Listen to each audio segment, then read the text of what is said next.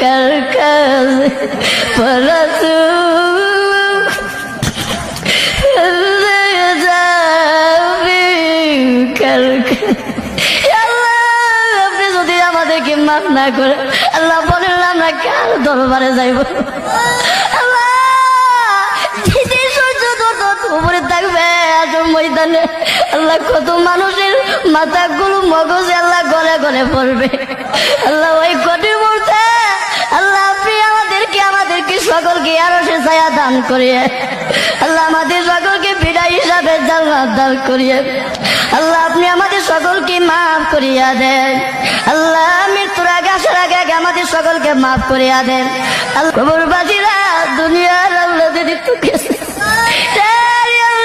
আমাদেরকে বলিস না বাড়ি গরু ভাইয়া চলে যাবো ভাইয়া যখন পারবে আমাদেরকে বলিস না আল্লাহ আমাদের মাতা পিতার খবর আর আজাব দিয়ে